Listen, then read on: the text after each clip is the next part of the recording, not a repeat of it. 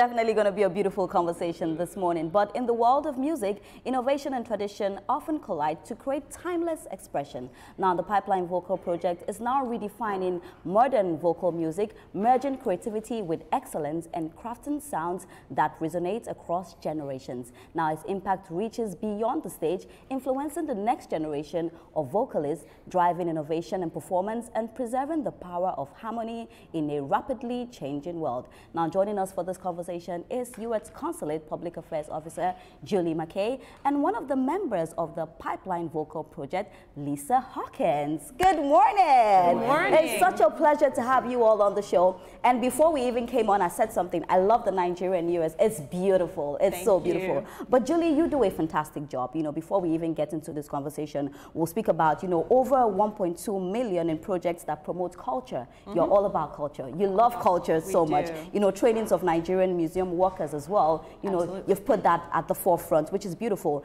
You've visited a lot of cultural sites in Nigeria. A whole lot. I checked you up, and I checked all the beautiful places that you have gone to, and also just building the gap between Nigeria and US. So before we go on, I just want to say well done for the great job that you have been doing. Thank you so much. But still talking about that job, you know, you've been doing a fantastic job. What would you say are some of the challenges you face, and how have you been able to overcome it? So here in Nigeria, I've been here 3 years. I'm super excited. And with the U.S. mission, the challenges that we have are bringing Nigerians and Americans together. And we do that in so many ways, like bringing Pipeline Vocal Project, sending Nigerians to the United States. We've created new exchange programs. 24 Nigerians, emerging and established creatives have been to the U.S. And one of the biggest things is our American Music Mentorship Program, since we're talking about music today. 6 last year, Nigerian people in the music industry went to the United States. 6 more will go, and they get mentored by somebody in the Recording Academy, which is the Grammys. And of the people who went last year, 3 have joined the Recording Academy. Means they're going to be voting on the Grammys next year. So we're super excited to connect Americans and Nigerians in the music industry and other creative sectors. It goes to show that you're doing a whole lot, you know, to ensure that Nigeria and US, you know, collaborate. Because when it comes to music, I always say give it to Nigerians because of the hip hop and all of that. But you know, Lisa Hawkins, you're doing something that is quite unique, not something that is not really. It's common, but you know, it has its own genre. So I'm wondering, you know, you've been described as blending genres while keeping everything voice only. You know, you have someone using the mouth to make the sound, and then you have two other persons, you know, also doing the singing. No, that sounds both exciting and demanding for me. How do you strike the balance between modern innovation and the classic purity of a cappella music? Oh, that's a great question. In terms of innovation, you know, we are a trio, which is very rare in a cappella music. Typically, you see 5, 6, even bigger if you get to the college a cappella group. So when we create arrangements, we have to be very strategic about the music and how we are utilizing our only 3 voices to create a big soundscape. So we use a lot of thought and creativity in our arrangements and in our music. But I think we love to strip down to our roots, and we love to do acoustic styles of a cappella. Sometimes we take away beatboxing and microphones altogether, and we just, you know, love to blend with those pure vowels, and that I think really grounds us and reminds us of like the true nature of a cappella. All right. Well, we're talking about, you know, this, and they do fantastic music. Well done on the music that you do. And then we're bringing them to Nigeria. It's beautiful. It just shows that gap. We take some Nigerians over there. We bring, you know, the white over here too as well. But tell me, for this project, what are some of the things that we should expect? You know, what can young people learn from it as well? They can learn a whole lot of things, and many of them have already been. We've been to Unilag, Muson. There's a free concert tonight at Terra Culture. People need to register, so they should go online to US and Nigeria, and they can register to come tonight. It starts at 6 o'clock, the red carpet. We encourage people to come. They also will be in Abuja following Lagos, so people have an opportunity in Abuja as well. And we're just so glad to have them here. You know, several years ago when Rema did the collaboration with American Selena Gomez, it just went, Americans knew that song, and that was maybe their first entry into Afrobeats. And we're so happy to bring American musicians to collaborate, to sing. They'll be singing with Nigerians tonight. And I think some of that comes from American companies, right? People are using YouTube, Apple Music to stream the music. So many record labels, US record labels like Warner, Universal, Empire are representing Afrobeat stars. And they're selling out stadiums in the US. So we're so happy to be supporting Nigerian music. We're happy to bring Americans here, and we look for that collaboration across the board. And we're already seeing that collaboration, but just to stay with you, you know, I know that is a free event tonight. How do we get to check the people that come? Because, you know, when you say free, I hope it's not going to be, you know, overcrowded and chunked up. So how do we check? We would love for it to be. Oh! All of our social media platforms, that's where they can get the link to register for the free concert tonight. So US in Nigeria, US-I-N Nigeria. That's how they can. So, and is there a criteria and all of that for them?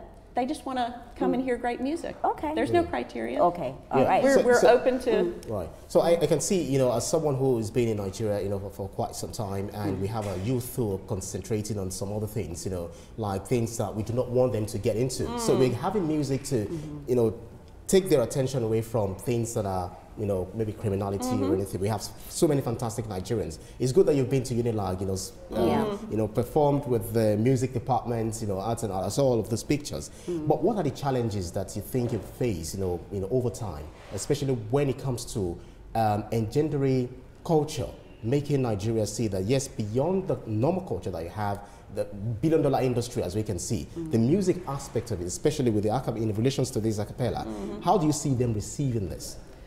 Well, I think they're going to receive it warmly, and I have seen that the creative sector has the possibility of being Nigeria's largest export, which means a lot of jobs for young people.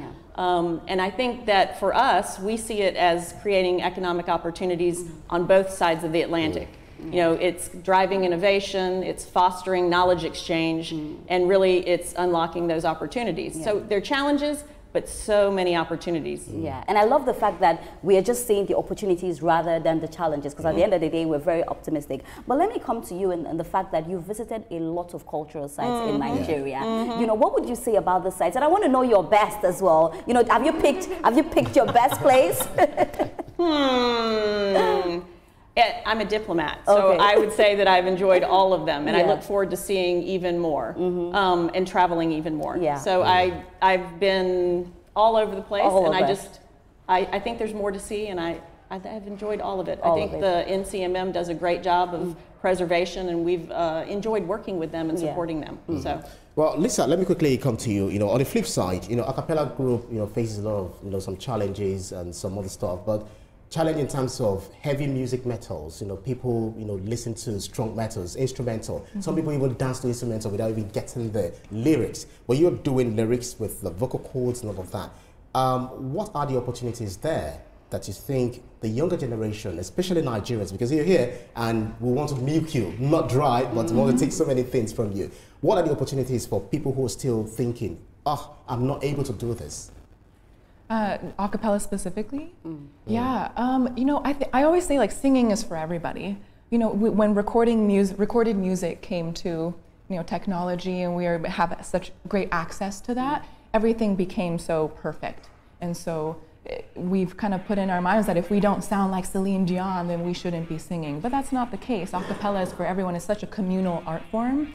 And we love that that is our medium, our tool to connect with different cultures and languages and people, because it really is just like a spirit to spirit. There's nothing you can hide behind that art form of a cappella, because there are no instruments, it's just your voice. And so we get to have the wonderful opportunity to really see more similarities than differences with other humans in different countries, and we've loved our experience with that in Nigeria so far. All right, so let me come to you here. You know, 3 years and counting, great job, you know, has been done bringing Nigeria and US together. But for you, what would you say your legacy is, you know, when you're not there anymore? What's the legacy you want to say that this is what I was able to do, I have been able, like, I love this. I keep looking at it, the Nigeria and US together, the two flags.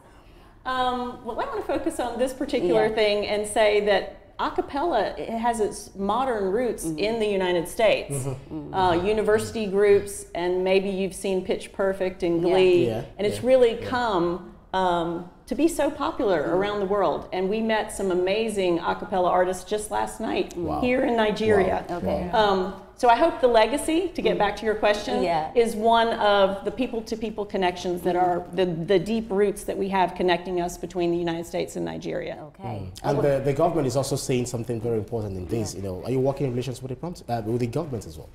Absolutely. All of the things we do kind of in concert and working with them. A lot of the things that we do in the cultural space with the government, with the Ministry of Culture, and underneath in the cultural space with the NCMM and the cultural preservation and artists, all of those kinds of things. We've actually sent somebody from the ministry to the United States last year to look at international property rights.